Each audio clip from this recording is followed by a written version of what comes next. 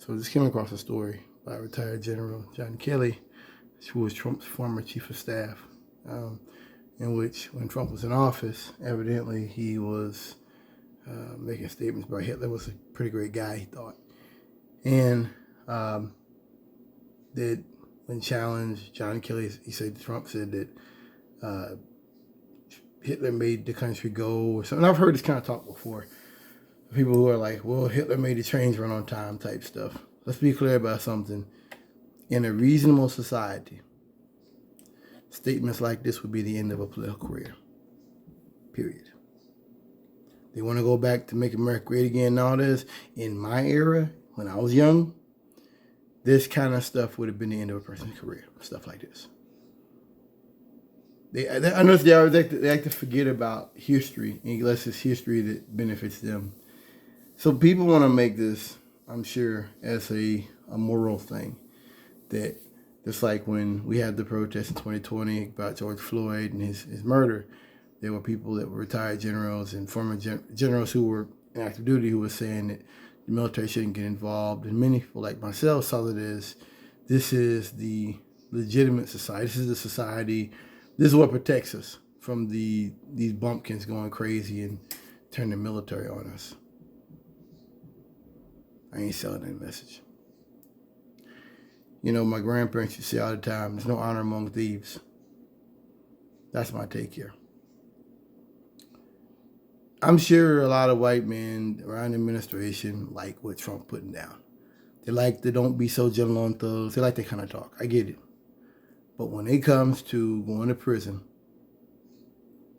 losing law licenses, and our family, that they say that's why at the end William Barr turned against Trump, because he understood that now we're talking about committing real crimes. We know that the election was fair and just, and you're just going to present it as though it wasn't, knowing that it was. We're starting to get into criminal territory here. This is like conspiracy and stuff. If you know this isn't right and you're still doing it, okay, it can, use against us down the road. I think that's what this is. I'm pretty sure John Kelly's cooperating with the feds, just like Giuliani and others. I'm sure they're cooperating. There's some kind of deal in it for them, and that's what this is. I don't look at this as any kind of moral bullshit. If it was moral, John Kelly would come out with it immediately. You saw Mad Dog Mattis turn against Trump. You've seen from his resignation paper that he made the statement that he felt like Trump was making the country unstable. He was like, I've never had a president do this, where he's always doing things because that's not what leadership is. Leadership isn't me making people go to war in front of me all the time so I control them. That's not leadership. Is about bringing out the best. I make the example often of a person getting a perm, a woman getting a perm or something.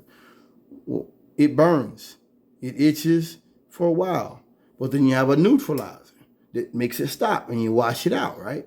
That's what a leader is. With Trump, there wasn't neutralized. It was burning and it was hot all the time, every day. That's what Trump was. He was never a leader. He was the leader of the Republican Party, got elected. And now you got a whole bunch of minions like Mastriano and now Mark Robinson, North Carolina, who think the way he does, of like government is supposed to not function properly. And we're supposed to just be like, we'll just not accept stuff we don't like it. That's not how government works. Government isn't something to be conquered. You're supposed to be there to make the roads better. You're supposed to be there to help people live better lives. That's the goal. You're not there to use government to beat people in submission. And once again, I don't see this as any kind of moral anything.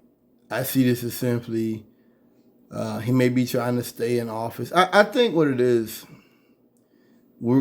I said this when Candace Owens said something a year or two ago. She was like, something about Trump she didn't like. And I was like, that means that, because you have to start thinking about these people as they're not unto themselves.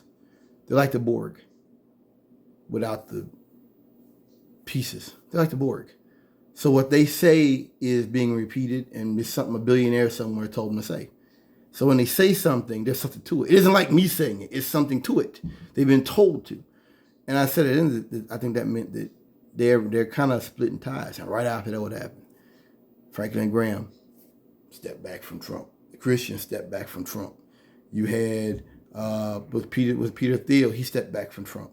Hey, I noticed all that. So it does seem like this is another person that, has been.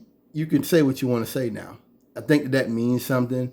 I think it also represents that America is not reasonable, because in a reasonable society, someone saying Hitler was a great guy, that is not a person to be elected president. A guy that tells Bob Woodward, "Yeah, I picked election over the pandemic." That's not. And see, in a reasonable society, it wouldn't matter how you saw COVID. In a reasonable society, people would see that as a person who didn't do their job correctly. That wasn't their job. And this is what Trump is. This is what happens when you politicize government. That nothing can get done without it having a slant to it. That's what Trump did.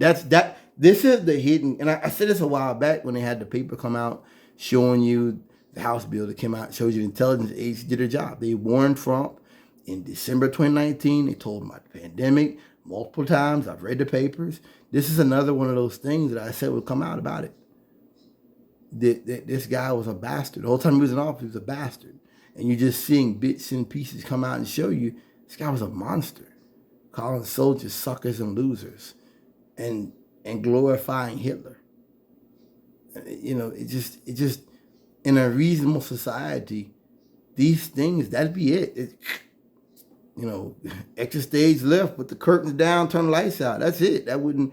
But the fact that he's still running and that this probably won't affect his chances, it shows you America's got a big problem. I watch these documentaries and see people talk about the next pandemic, and it makes me so sad. I feel so sad to see it, because none of that means anything. They had a pandemic drill when Trump was in office. Crimson Contagion. They knew what they'd need. And at the end of the day, if you have a numbskull in office who doesn't take public health seriously, people will die. I said it when he was running. I said it early on. The statements he was making and the moves he was making would cost lives. A lot of them. And he knew it. All this RNA and drills, and it doesn't mean anything. If we have a society of people who don't believe in science and who just, anything that's complicated, they put a conspiracy theory to it, and you elect people who have the mental capability of an 8-year-old, and we elect them to create foreign policy and important policy and direct the nation going forward, then this is what will happen. It's disgusting and it's embarrassing.